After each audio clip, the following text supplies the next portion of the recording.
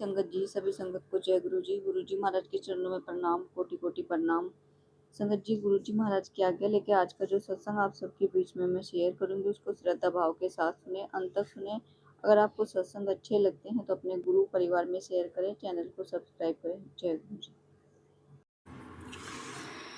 जय गुरु जी। शुक्राना गुरु जी। अनंतम अनंतम शुक्राना मेरे गुरुपा। अनंतम अनंतम शुक्राना। ओम नमः शिवाय। शिव जी सदा सहाय। ओम नमः शिवाय। गुरु जी सदा सहाय। जय गुरु जी। गुरुपा, पता नहीं कहाँ से शुरू करूँ, कैसे शुरू करूँ, कुछ समझ नहीं आ रहा। संगत जी, मेरा संगत बहुत बड़ा हो जाएगा अगर मैं स्टार्टिंग से शुरू करूँगी। गुरुजी वैसे कहते थे अब शुरू से सत्संग शुरू करना चाहिए, लेकिन मैं बोलने वाली कौन होती हूँ, गुरुजी ही बुलवाएंगे जो भी बुलवाना है। एक्चुअली संगत जी, मैं गुरुजी से 2024 में 27 जून को जुड़ी थी। मेरी मम्मी मुझे मेरे मायके से, मैं अपने मायके की तरफ से गुरुजी से जुड़ी थी। मेरी मम्मी मुझे लेकर गई थी बड़े मंदिर। उससे पहले भी मैंने गुरुजी के बारे में सुना था, मतलब अच्छी फीलिंग आती थी गुरुजी के स्वरूप को देख के, बातें सुनकर, लेकिन वो जुड़ाव नहीं था। उसके बाद मैं चली भी गई थी 27 जून को 2024 में मम्मी के साथ। तब भी मानती थी, बड़े मंदिर जाकर बहुत अच्छा लगा। एक अलग ही फीलिंग आ रही थी मन में, एक अलग सा ही कुछ लग रहा था।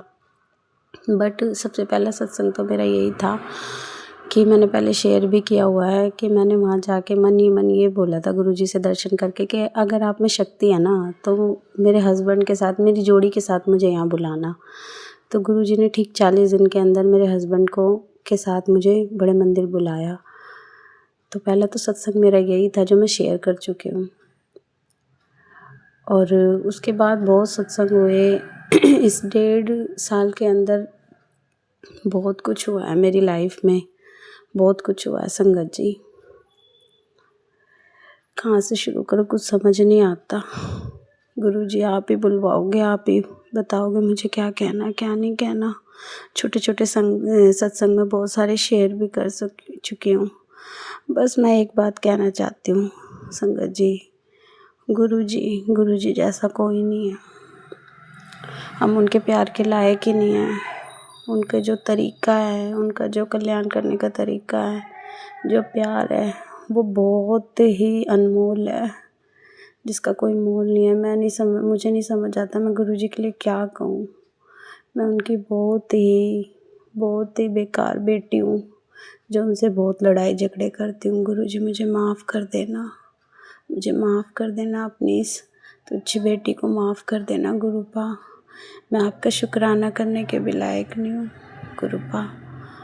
आपकी बेटी बस आपको मानती है, बस इसके अलावा मुझे नहीं पता। मैं स्पीचलेस हूँ गुरुपा, मैं स्पीचलेस हूँ। मेरी लाइफ में बहुत कुछ हुआ है, बहुत कुछ हुआ है गुरुजी से जुड़ने के बाद। ये बात बिल्कुल सच है संगत जी। गुरुजी पहले नींबू की तरह निचोड़ते हैं। मुझे ये सिर्फ वर्ड लगते थे, संगत से सुनती थी, सत्संग में सुनती थी, मुझे सिर्फ ये वर्ड लगते थे।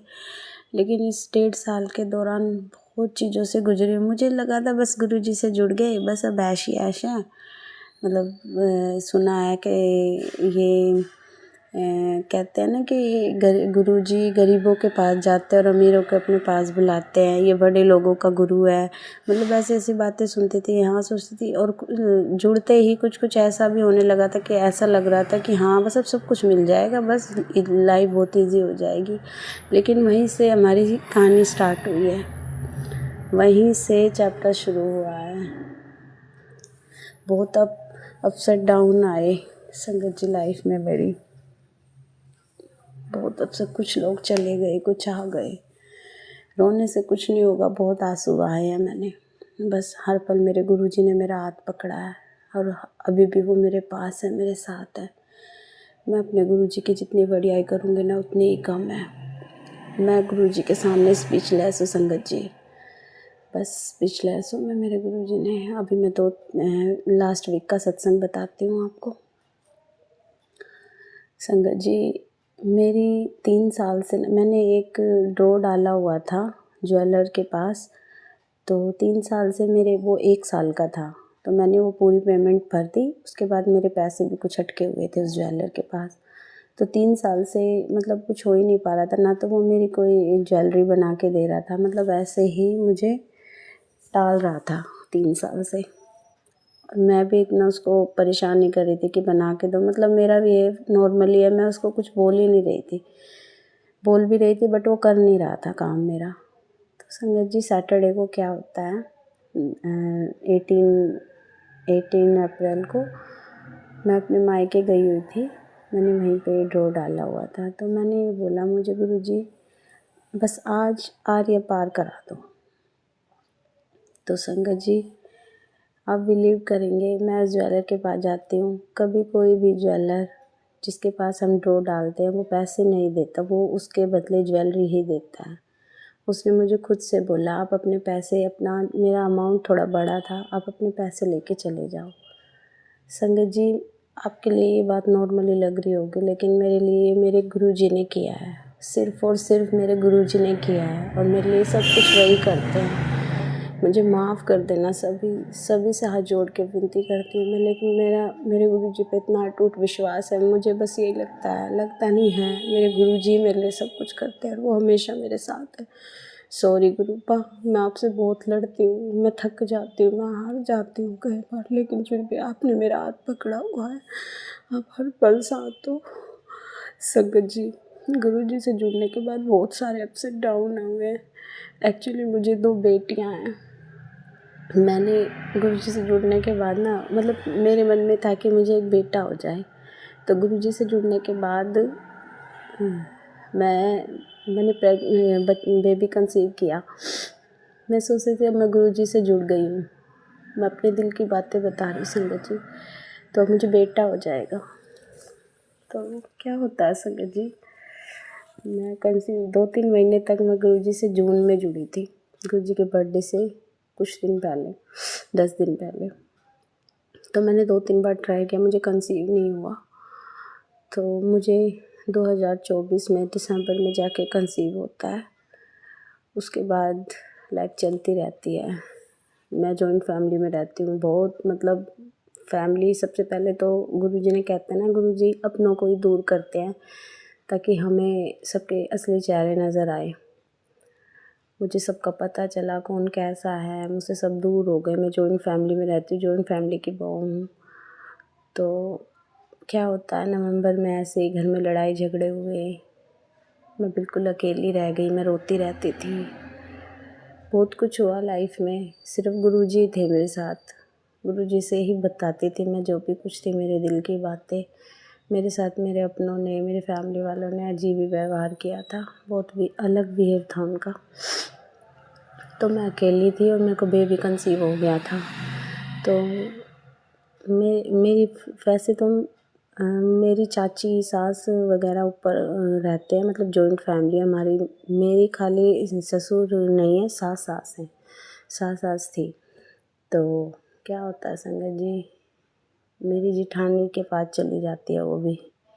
मैं शॉर्ट में बता रही हूँ संगत जी, ताकि सत्संग ज़्यादा बड़ा ना हो। मेरी जिठानी मुझसे बिल्कुल खुश नहीं रहती, पता नहीं, मैं नहीं जानती वो क्यों नहीं खुश रहती। जब से मैं इस घर में आई हूँ उनको, मुझे नहीं पता वो क्यों जेलस होती है, क्योंकि वो हर चीज़ से बेटर है मुझसे फिर भी। तो इन लड़ाई झगड़ों में मेरी सास भी मेरा साथ छोड़ देती है, जिठानी के पास चली जाती है। वैसे वो मेरे पास रहती थी, तो मुझे कंसीव हो जाता है। तो बहुत अपसेट डाउन चलते रहते हैं। मैं पैसों के लिए बहुत परेशान हो जाती हूँ, क्योंकि सारा खर्चा मेरी सास उठाती थी। मेरे हस्बैंड भी जॉब करते हैं वैसे, पर उनकी सैलरी बहुत कम है। तो क्या होता है संगत जी,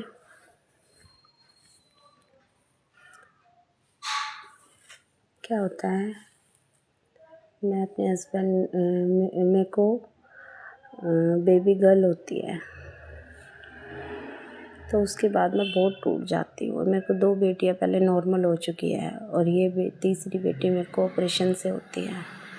फिर भी मुझे यही लगता है कि जो गुरुजी कर रहे हैं ठीक है, थोड़ी टूटती हूँ अंदर से, थोड़ा बहुत बोलती हूँ गुरुजी से, लेकिन गुरुजी से मुझे कहीं ना कहीं विश्वास रहता है कि हाँ गुरुजी सब ठीक कर देंगे। और जिस दौरान मैं प्रेग्नेंट रहती हूँ, 7th मंथ था मुझे, उसी दौरान अचानक मेरी सास की बहुत तबीयत ख़राब हो जाती है, वो भी हमें छोड़ के चली जाती है। तो वहीं से कहानी असली स्टार्ट होती है।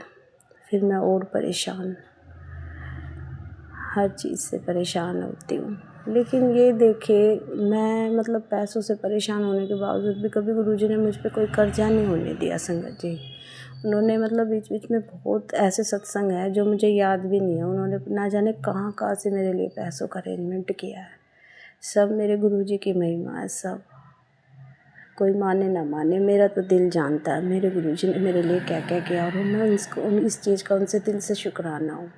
शुक्राना मेरे गुरु पाप, आपने मेरे को हर चीज़ से संभाला है। और मुझे गुरु पाप बिल्कुल भी दुख नहीं है कि आपने मुझे बेटा नहीं दिया। ये दुनियादारी बोलती है, ताने मारती है, सब ताने मारते हैं, मुझे भी, मेरी छोटी सी बेबी को भी, लेकिन आपकी बेटी को अब कोई फ़र्क नहीं पड़ता। हाँ, मैं कई बार उदास हो जाती हूँ गुरु का, लेकिन आपकी बेटी को सच में दिल से कोई फ़र्क नहीं पड़ता, क्योंकि मेरे गुरु का जो करते हैं ना, वो अलग ही करते हैं। और मुझे विश्वास है वो सब अच्छा करेंगे।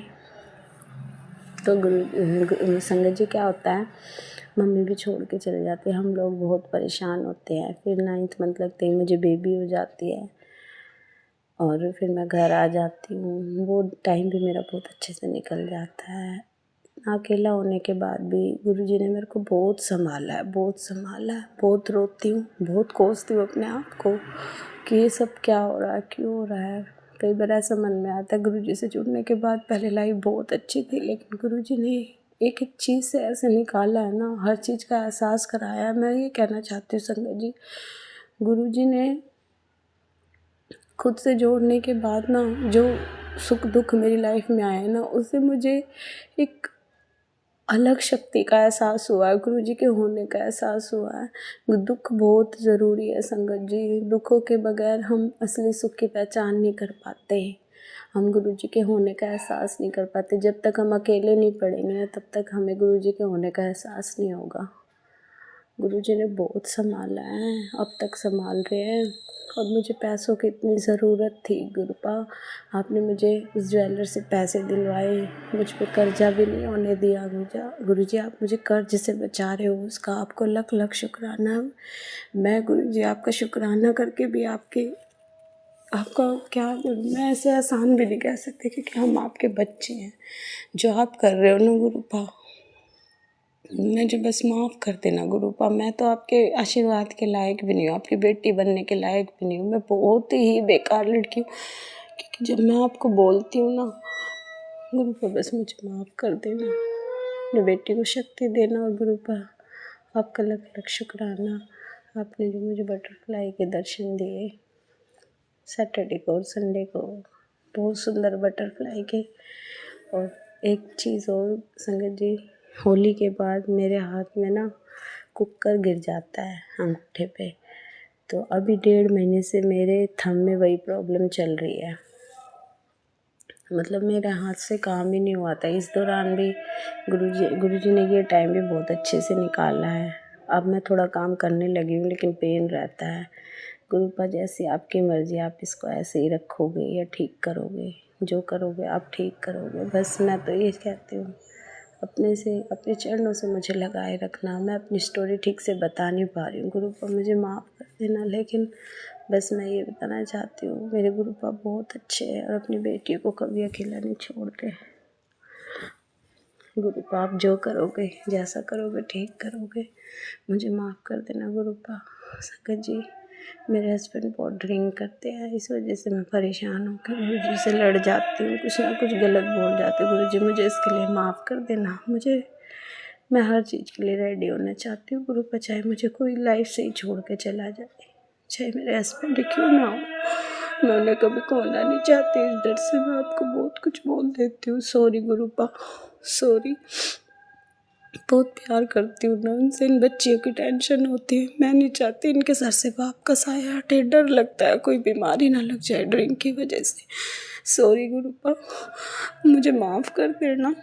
मुझे पता आप जो करोगे ठीक ही करोगे। अगर आप किसी की जान भी लोगे तो वो भी अच्छे के लिए करोगे।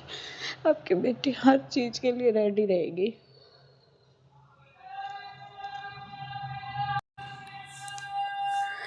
मेरे गुरु महाराज, मेरे सच्चे बादशाह, मेरे पीर, बस मेरा हाथ पकड़े रहना और मुझे हर मुसीबत में अपने पास रखना, मेरे पास रहना। मुझे नहीं पता मैं क्या बोलूँ। संगत जी, मैं अपना अगला सत्संग में शेयर करूँगी। गुरु जी जो दोगे, जैसा दोगे, मेरे सर आँखों पे, मेरे मत्थे विच, मेरे बादशाह। ओम नमः शिवाय। शिव जी सदा साय। ओम नमः शिवाय। गुरु जी सदा साय। सदा सदा शुक्राना तेरे, सदा सदा शुक्राना गुरुपा। मुझसे कोई गलती हो तो माफ़ कर देना गुरुपा। गलतियाँ तो होती हैं, मुझसे और हुई है, मुझे माफ़ कर देना गुरुपा। ये शुक्राना सत्संग और माफ़ी का सत्संग ज़्यादा है गुरुपा, मुझे माफ़ कर देना। अपनी इस नालायक बेटी को माफ़ कर देना।